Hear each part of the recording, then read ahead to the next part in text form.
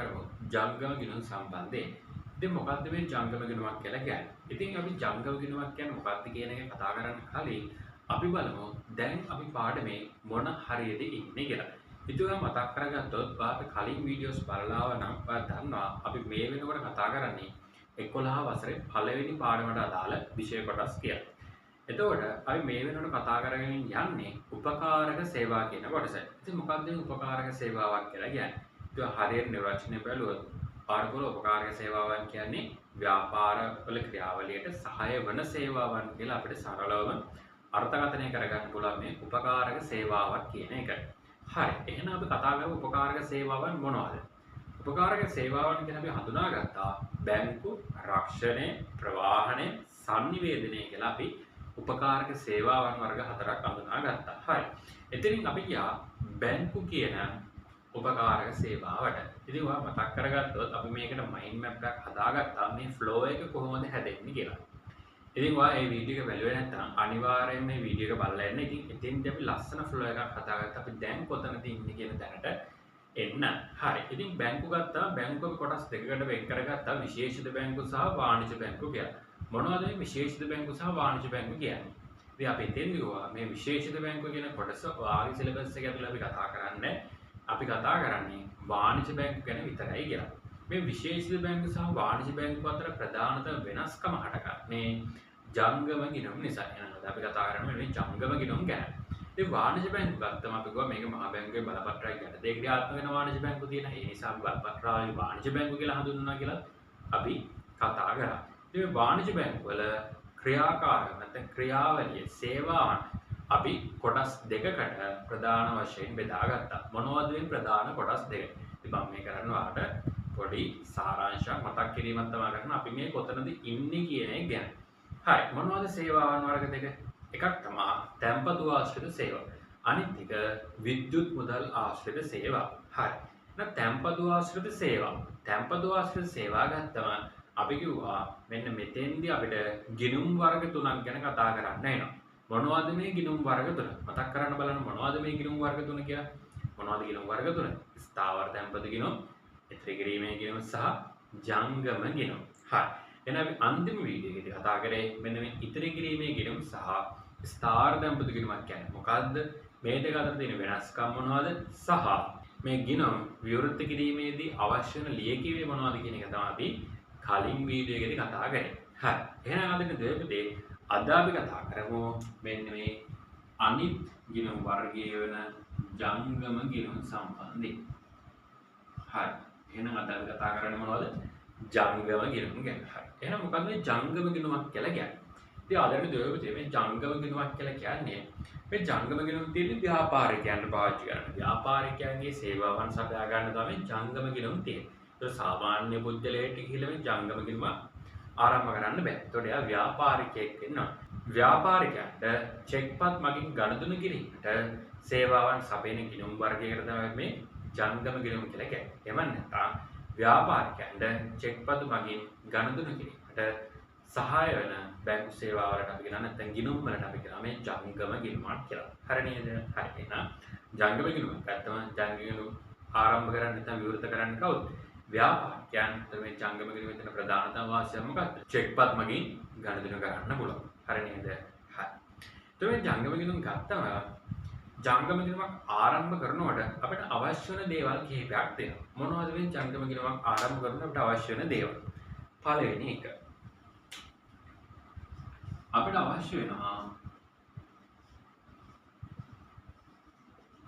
අයදුම් පතක්. එහෙමත් අයදුම් පත්‍රයක්. ජංගම ගිණුම විවෘත කිරීමේ අයදුම් පතක් අපිට අවශ්‍ය වෙනවා. ඊළඟට අපිට අවශ්‍ය වෙනවා මුදල්.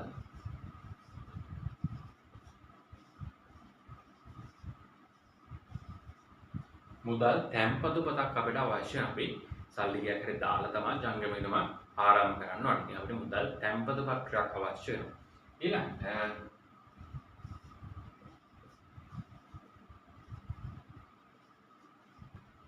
අත්සන් පත්‍රිකාවක් අපිට අවශ්‍ය වෙනවා. ඉතින් මෙන්න මේ කියන ජංගම ගිණුමක් විවෘත කිරීමේ ආදම් පද ඊළඟට මුදල් තැන්පතු පද සහ අත්සන් පත්‍රක මෙන්න මේ කියන දේවල් තුන අපි දෙන්න ඔයාගේ ජාතික හැඳුනුම් පතත් එක්ක National Identity Card NIC එකත් එක්ක බැංකුවට දුන්නම ඔයාලට ජංගම ගිණුමක් විවෘත කරගැනීමේ හැකියාවක් දෙනවා. එහෙනම් හරියද දැන් දන්නවනේ ජංගම ගිණුමක් කියන්නේ මොකක්ද කියලා. ජංගම ගිණුමක් කියන්නේ මොකක්ද සහ ජංගම ගිණුමක් විවෘත කරන්න ඔයාලට අවශ්‍ය වෙන ලියේ කියවිලි මොනවද කියලා දැන් ඔයා දාන්න. හරි නේද? පැහැදිලි නේද? හරි. එහෙනම් දැන් අපි බලමු මේ ජංගම ගිණුමක් විවෘත කරන එකේ මොනවද ඇත්තටම තියෙන වාසි කියලා අපි කතා කරමු. හරි. එහෙනම් බලන්න අපි එක උදාහරණයකින් ගමු. ජංගම ගිණුමක් විවෘත කරන එකේ තියෙන වාසි. හරි. මෙන්න ඉන්නවා මේ ඉන්නේ බණ්ඩ. මෙන්න කවුද? බණ්ඩයි. මේ තියෙන බණ්ඩගේ ව්‍යාපාරය. තියෙන්නේ බණ්ඩගේ ව්‍යාපාරය. මෙන්න තියෙනවා බණ්ඩ ගනුදෙනු කරන බැංකුව.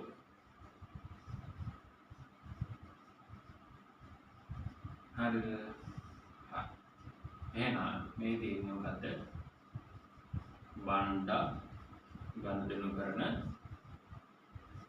බැංකුව තමයි මේ තියෙන්නේ. ඒතර බණ්ඩ මේකේ ජංගම ගිණුමක් විවෘත කරලා තියෙනවා. මොකක්ද විවෘත කරලා තියෙන්නේ? ජංගම ගිණුම. හරි නේද? හරි. ඉතින් හිතන්න මේ බණ්ඩ මේ ජංගම ගිණුම විවෘත කරලා තියෙන රුපියල් ලක්ෂයක් දාලා. රුපියල් ලක්ෂයක් දාලා තමයි විවෘත කරලා තියෙන්නේ.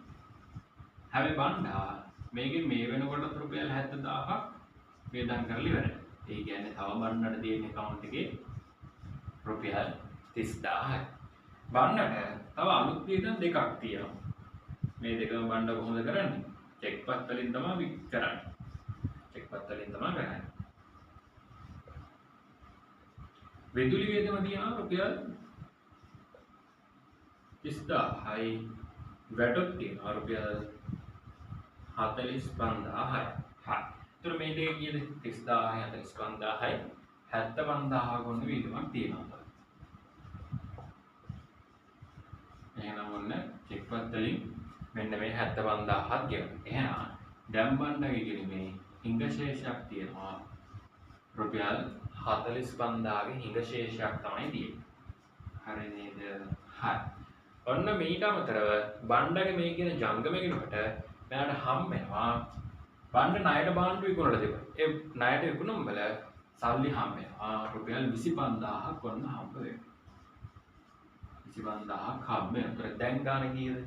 දැන් තවත් 20000ක් ඍණ ශේෂයක් තමයි තියෙන්නේ. හිඟ ශේෂයක් තමයි තියෙන්නේ. දැන් මෙතෙන් මොනවද ආවේ? ප්‍රේෂණ. ණයගැති ප්‍රේෂණ. හා. ඊළඟට බණ්ඩ ව්‍යාපාරයට අරගෙන දෙනවා ලොරියක් අරන් දෙනවා. මෙන්න මේ ලොරියේ වාරිකයේ ගෙවන්න දෙනවා බණ්ඩට හැම මාසෙකම 25 වෙනිදාට. හරි නේද? හැම මාසෙම 25 වෙනිදාට බණ්ඩට ලොරියේ වාරිකයේ ගෙවන්න දෙනවා. ඒතර වාරිකය රුපියල් 10000. එහෙනම් මෙන්න තව 10000ක් මෙතන යනවා. එහෙනම් මෙන්න දැන් අන්තිමේට බණ්ඩගේ ගිණුමේ කියන්නේ හිඟ රුපියල් 30000ක ශේෂයක් තමයි තියෙන්නේ. හා. එහෙනම් මේ කිව්වේ මොකද්ද? මේ කිව්වේ වාරිකය තමයි මේ කිව්වේ. වාරිකය කියපො. හරි නේද? හරි. එහෙනම් ඔන්නෝක තමයි ඔයාලට හම්බෙන උදාහරණ. එහෙනම් දැන් බලන්න. මෙන්න ඔයාගේ ආගම බණ්ඩ හිටියා. බණ්ඩ ව්‍යාපාරයක් ආරම්භ කරනවා. මේ බණ්ඩ ගනුදෙනු කරන බැංකුව ඒ බැංකුවේ බණ්ඩ ව්‍යාපාරිකයෙක් නිසා ජංගම ගිණුමක් විවෘත කරනවා. ඒතර බණ්ඩ රුපියල් ලක්ෂයක් දාලා තමයි ජංගම ගිණුම විවෘත කරන්නේ. මේ ලක්ෂයෙන් මේ වෙනකොටත් බණ්ඩ රුපියල් 70000ක වේදම් කරලා ඉවරයි. මේ බණ්ඩට තව අත්‍යවශ්‍ය වේදම් දෙකක් තියෙනවා විදුලි වේදම් සහ වැටුප් වේදම්. මේ දෙකේ එකතුව රුපියල් 75000ක් යනවා. එහෙනම් බණ්ඩ මෙන්න 75000ක් ගෙවීම කරනවා. මේ ගෙවීම දැන් හැබැයි තියෙන්නේ 30000. හැබැයි 75000ක ගෙවීමක් කරනවා. අපි බලමු මොකක්ද කියලා ඒක අන්තිමේට. හරි නේද? එතකොට මේ දෙකේ වෙනස ඍණ 45000ක් දැනට බැංකුවේ තියෙන ඍණ ශේෂයක් තමයි තියෙන්නේ. ඔන්න බණ්ඩ ණයට බාණ්ඩු විකුණුව ඒ වගේ ඔන්න රුපියල් 25000ක් සල්ලි හම්බ වෙනවා. දැන් හිඟ ශේෂය රුපියල් 20000යි. බණ්ඩ ඊට අමතරව බැංකුවට කියලා තියෙනවා මගේ මේ මේ වාහනයට තියෙන වාරිකය හැමදාම හැම මාසෙම 25 වෙනිදාට ගෙවන්න රුපියල් 10000ක් කියලා. එතකොට මෙන්න මේ රුපියල් 10000 ගෙවනකොට ඔන්න තවත් 30000 ගේ හිඟශේෂයක් තියෙනවා. හරි. එතකොට අපි මෙන්න මේ ටික මේවා කරගමු. මෙන්න මෙතන ප්‍රේෂණ කියලා තියෙනවා. මෙන්න මෙතන ප්‍රේෂණ කියලා තියෙනවා. මේක අපි කියනවා ඍජු ප්‍රේෂණ. ඍජු ප්‍රේෂණ. මෙතන තියෙන වාරිකයක්. මේකට අපි කියනවා ස්ථාර නියෝග. ස්ථාර නියෝග කියන. මෙන්න මෙතන තියෙනවා තව 30000. මෙන්න මේ 30000ට අපි කියනවා බැංකුව අයිරාව කියලා. බැංකුව අයිරාව කියලා කියනවා. හරි. එහෙනම් මොකක්ද බැංකුව අයිරාවක් කියලා කියන්නේ?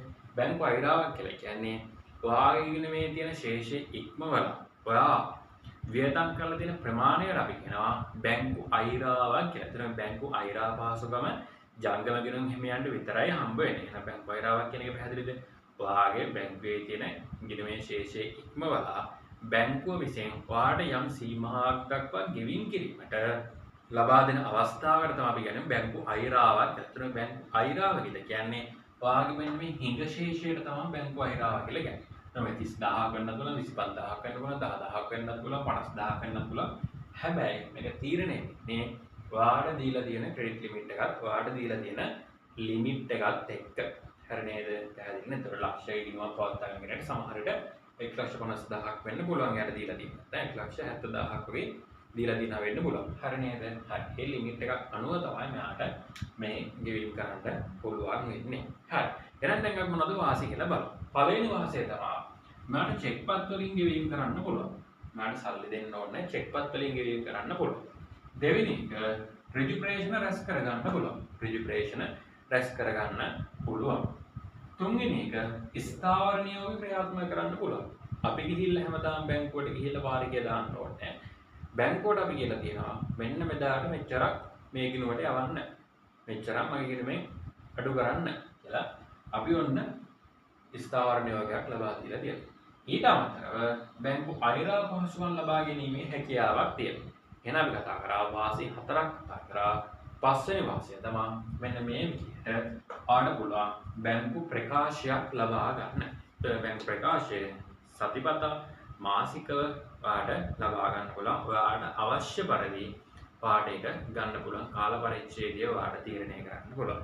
එහෙනම් අද නියෝගය ඔන්න ඔය ටික තමයි අද අපි කතා කරන්නේ. නැව මේ වෙනකොට කතා කරා මොනවද? බැංකු ජංගම ගිණුමක් කියන්නේ මොකක්ද? ජංගම ගිණුමක් විවෘත කරන්න අවශ්‍ය කරන ලියකිරීම මොනවද? සහ ජංගම ගිණුමක් විවෘත කිරීමේ වාසි මොනවද කියලා අපි කතා කරා. හරි. එහෙනම් අද නියෝගය අපි ඉක්මනින්ම අලුත් වීඩියෝ එකකින් හම්බෙමු. ඔබට සුබ දවසක්.